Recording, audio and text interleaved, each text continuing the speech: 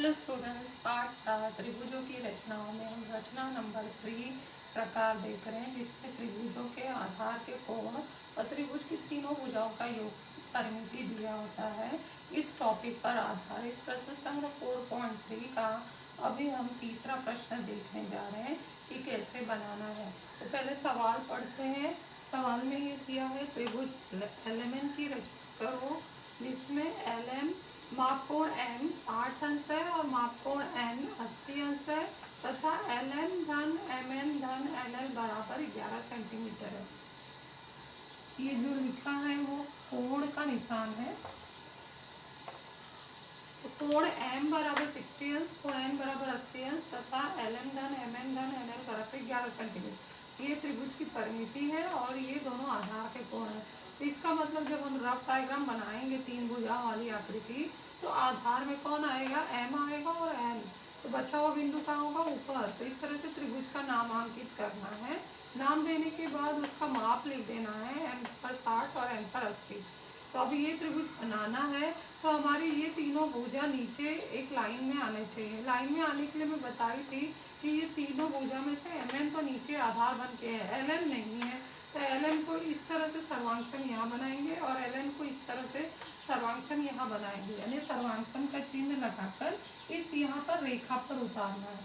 तो रेखा पर उतारने के लिए हमें यहाँ पर स्केल से इसको बढ़ाना होगा, रफ डायग्राम को। तो हम बढ़ा के एक रेखा बना देते हैं। इस रेखा पर रेख लेंगे जितना हमारा अंदाज से हमारी भुजा आ रही है। तो यहाँ हमारे ये एल बराबर करके एम ए कर देते हैं। तो ए बिंदु ले लिया, तो हमने यहाँ लिखना है कि माना एल एम बराबर है एम ए तथा हम दूसरा भुजा कौन सा ले रहे हैं और साथ में हम एल ए को खींच दे रहे हैं। एल ए भी मिला दिया हमने और सिंगल लाइन से एल एन बराबर एन बी कर रहे हैं। तो ये हमने बी यहाँ ले लिया और इसको एल बी को मिला दिया। एक साथ दोनों काम करते जा रहे हैं तथा यहाँ पर हम किसको सर्वांक्षम ले रहे हैं? एल एन सर्वांक्षम है या बराबर है एन बी। इसको नंबर 2 डाल दिया। तो साथ में किसको जोड़ा है? एल ए तथा एल बी खींचा।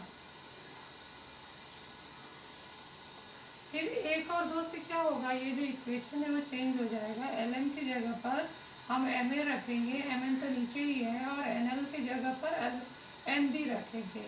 तो इसलिए एल एम की जगह पे रख रहे हैं एम ए धन एम एन धन एन एल की जगह पे रख रहे हैं एन बी बराबर 11 सेंटीमीटर। कारण लिखना है 1 और 2 से। अब ये ध्यान से देखो, एम ए एम एन और एन बी, तो तीनों को जोड़ देंगे तो एक बड़ा रेख आ जाएगा। इसलिए रेख ए बी बराबर 11 सेंटीमीटर। तो इसका हम कारण दे सकते हैं A dash M dash N dash B. ये एम एन बी एक रेखी है। तो अब इसको जब भी हमें त्रिभुज बनाना होगा, इसको आधार मान के हम त्रिभुज का शुरुआत कर सकते हैं। तो यहाँ पर हम लिख देते हैं कि हमें 11 सेंटीमीटर आधार मिल चुका है। अब जाते हैं बारी बारी से एक समद्विबाहु त्रिभुज में। त्रिभुज एल एम ए में ये वाला लेते हैं, एल एम बराबर एम ए, एल एम बराबर है एम ए, इसलिए त्रिभुज एक समद्विबाहु त्रिभुज है। इसलिए जो ये कोण है और ये कोण है बराबर होकर एक्स मान लें इनका मान है, इसलिए कोण ए बराबर है कोण ए एल एम बराबर है एक्स अंश। फिर कोण जो है ये 60 अंश है, इस त्रिभुज का बहिष्कोण है। तो कोण 60 अंश का नाम क्या है? कोण एल एम एन। त्रिभुज एल एम ए का बहिष्कोण है, इसलिए बहिष्कोण प्रमेय से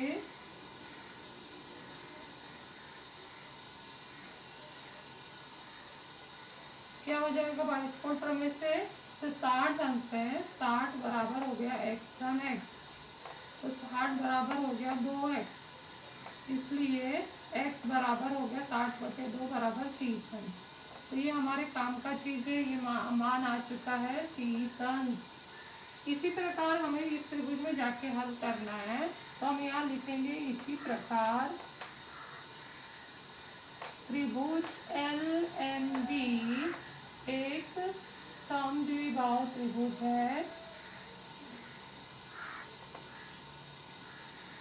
इसलिए ये दोनों कोण y अंश हो जाएंगे। कोण B बराबर है कोण MLB बराबर y अंश, तथा कोण 80 वाला नाम क्या है, LNM।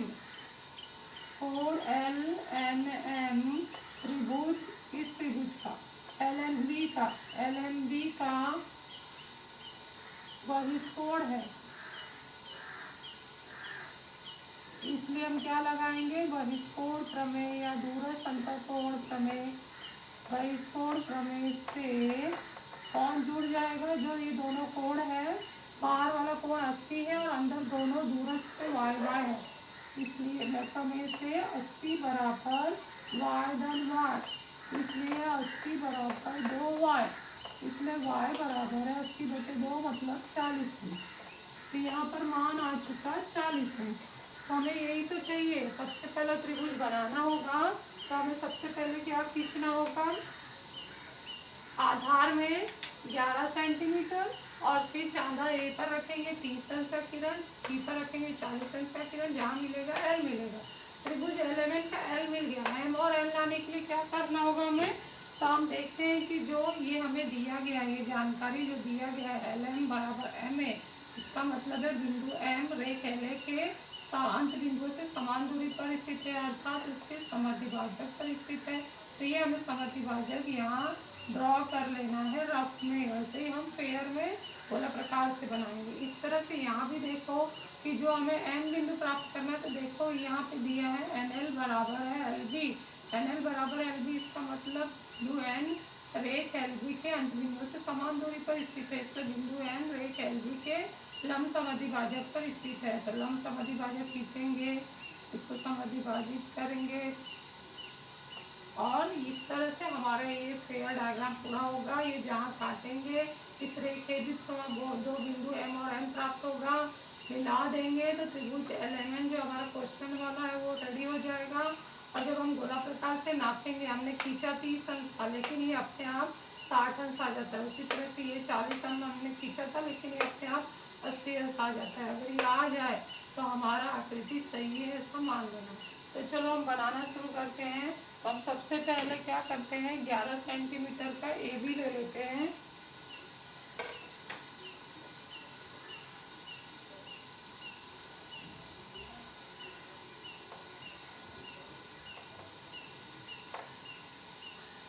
नाप के हमने खींच ले, AB बराबर 11 सेंटीमीटर। अब चांदा रख के हमें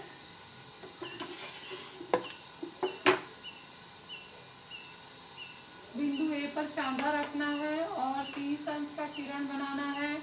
तो यहाँ पर हमारा 10, 20, 30, ये 30 का निशान बन गया। 30 अंश का निशान बनते ही मैं किरण खींचूंगी मिलाकर A से, और जो 30 अंश का निशान है,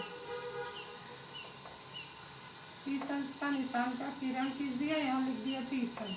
B पर कितना है, 40 अंश, तो यहाँ पर चांदा रखेंगे B पर और 40 अंश यहाँ बन रहा है। ये निशान बन चुका है, तो यहाँ पर B से मिलाते हुए उस निशान से जाते हुए किरण खींच, तो ये हमारे दो किरण आ चुके हैं, 40 अंश का और ये भी 30 अंश का। और जिससे इनके किरणों के प्रतिच्छेदन से जो बिंदु मिला है वो बिंदु L है। हमें M और N लाना है, तो LA का समद्विभाजक LB का समद्विभाजक खींचेंगे। LA का खींचेंगे तो बिंदु M मिलेगा और LB का खींचेंगे तो बिंदु N मिलेगा। ये हम रफ डायग्राम में समझ चुके हैं। हम क्या करते हैं, गोला प्रकार उठाते हैं और लंब समद्विभाजक खींचते हैं।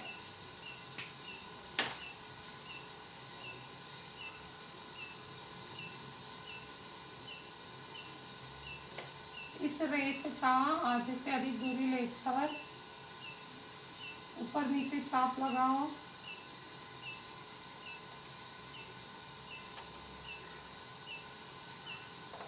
फिर वही दूरी सेट किया, उसको हिलाओ मत, बिंदु L पर रखकर उसको काटो।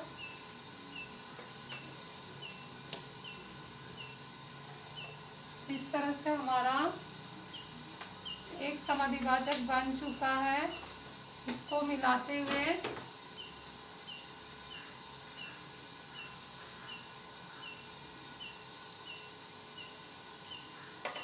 डॉटेड लाइन से मिलाएंगे और समद्विभाजक तैयार करेंगे।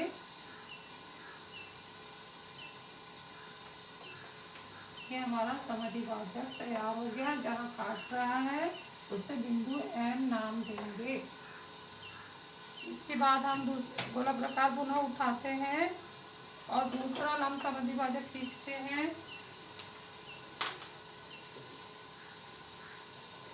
LB पर रखकर आधे से अधिक दूरी लेकर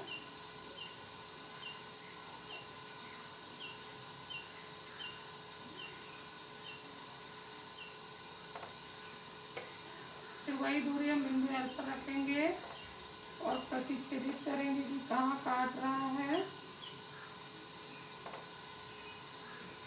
कोई छोटा पड़ जाए तो उसके वापस आके उसको प्रतिच्छेदित करते हैं।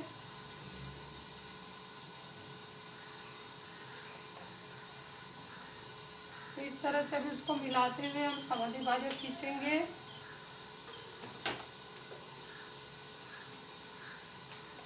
नाम मिट रहा है, इसको ठीक कर देते हैं।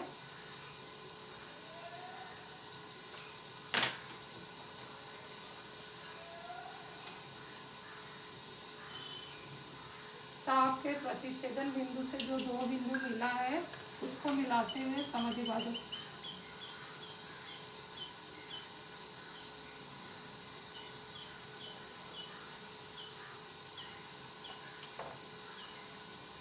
समद्विभाजक खींचने के बाद यह जो समद्विभाजक है रेख AB को जिस बिंदु पर प्रतिच्छेदित कर रहा है उसे बिंदु N नाम देंगे। बिंदु N नाम देने के बाद इसको मिलाएंगे। L को M से मिलाएंगे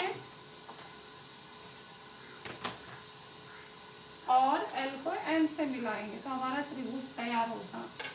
तो ये हम मिलाते हैं, हमें दो बिंदु इस तरफ से और दो बिंदु उस तरफ से मिल गया है।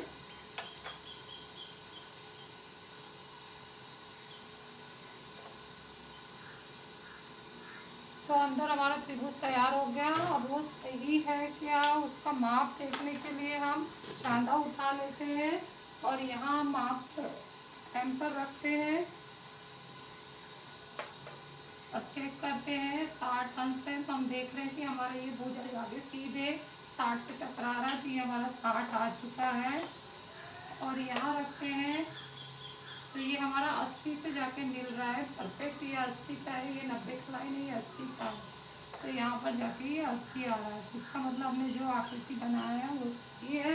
हमारा ये रचना तैयार हो गया और इस तरह से हमारा 4.3 पूरा हो गया। तो बच्चों साफ सफाई से ये रचना बना लो। Thank you.